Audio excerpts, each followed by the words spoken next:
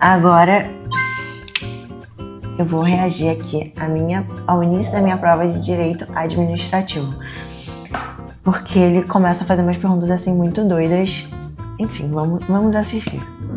O artigo 37, Aí ele vai fazer a pergunta.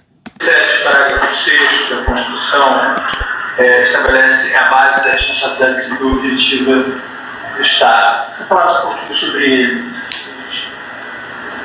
Falar sobre a responsabilidade civil objetiva do Estado da Constituição.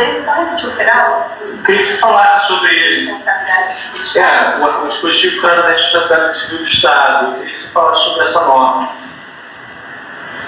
Como você interpreta essa norma? Como a literatura interpreta essa regra?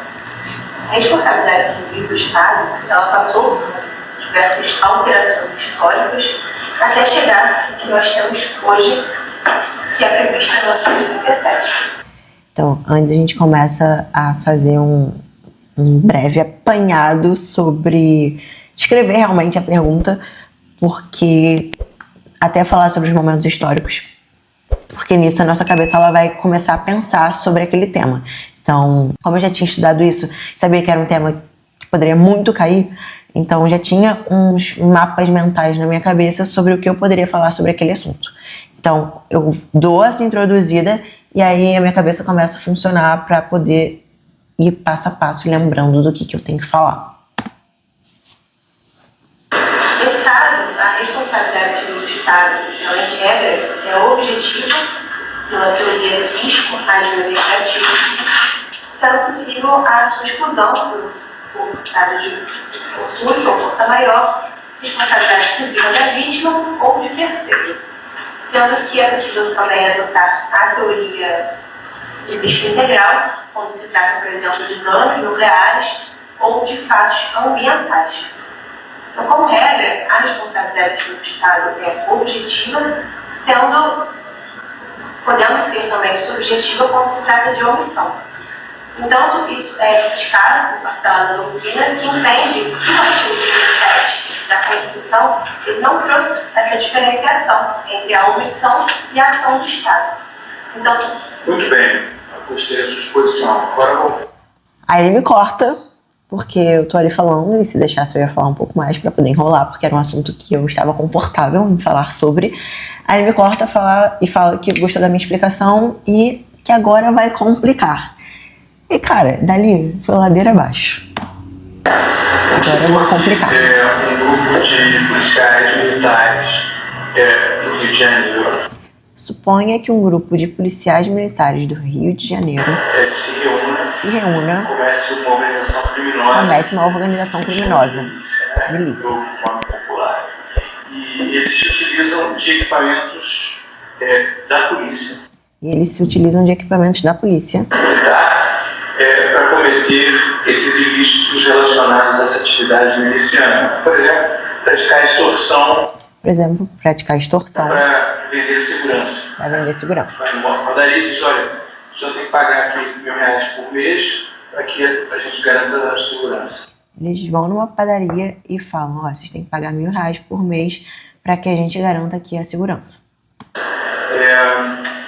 O dono da padaria, diante disso, consulta um advogado e ajuiza uma ação em face do Estado.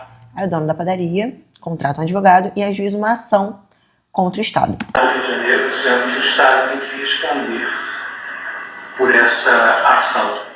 Com base no artigo 37, parágrafo 6, é possível? Aí ele pergunta se seria possível com base no artigo que eu tinha acabado de explicar. Depende. Se os policiais estiverem trajados, uma roupa que aparentemente seria do Estado, uma teoria da aparência, o juiz ele deu esse dinheiro aos policiais, entendendo que fosse realmente o Estado naquela função. Agora, se no caso concreto eles não eram policiais vestidos com a roupa do Estado, não. Se fossem policiais, no meu exemplo eles têm que ser policiais. No meu exemplo eles têm que ser policiais. Beleza. Necessariamente. Mas se eles não tiverem roupa de policial, não poderia.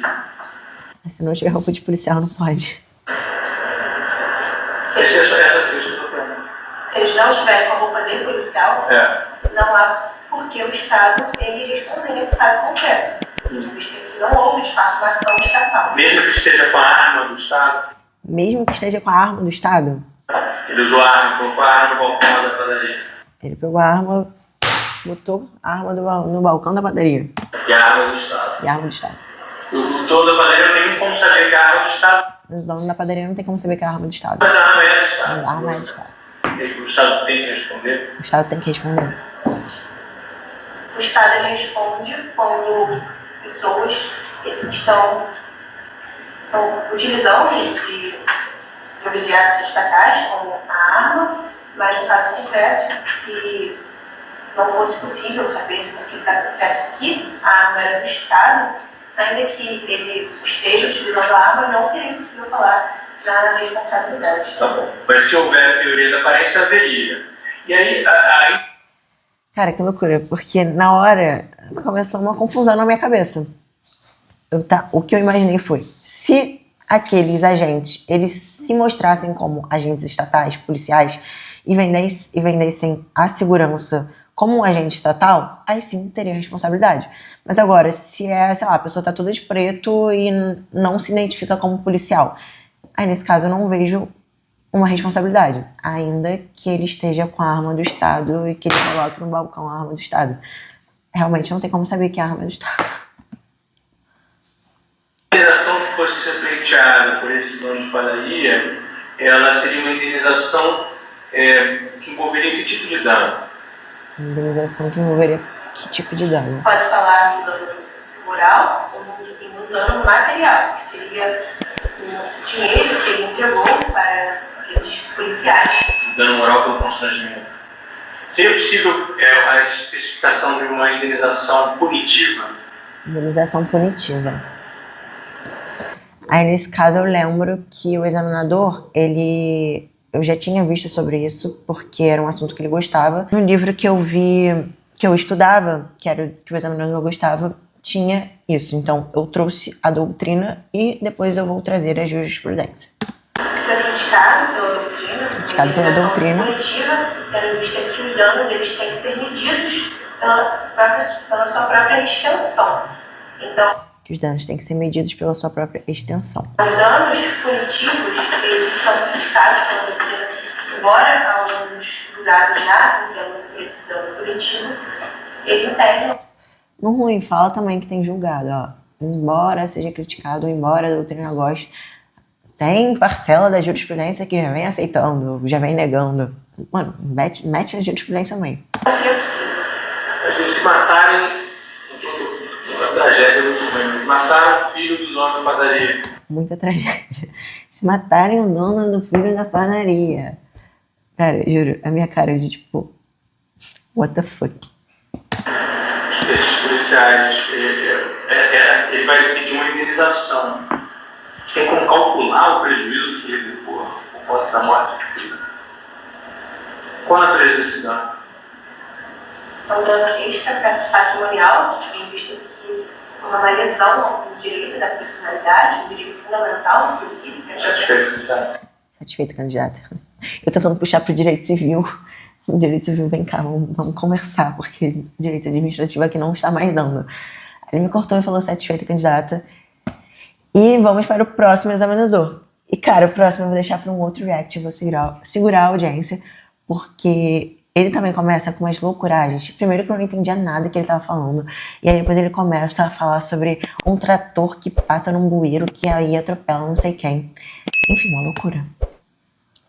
Mas é o próximo examinador e eu vou fazer isso no próximo react. Espero que vocês tenham gostado desse.